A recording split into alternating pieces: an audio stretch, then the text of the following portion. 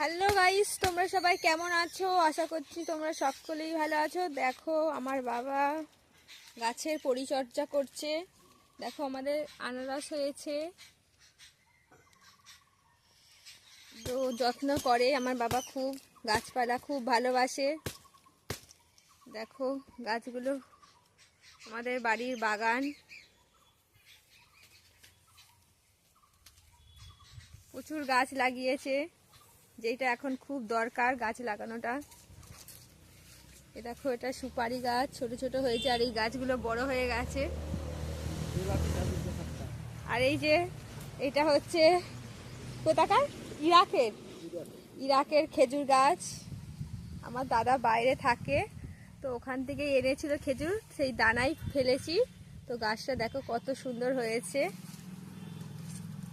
ভিডিওটা এই পর্যন্ত। ভিডিওটা যদি ভালো লাগে লাইক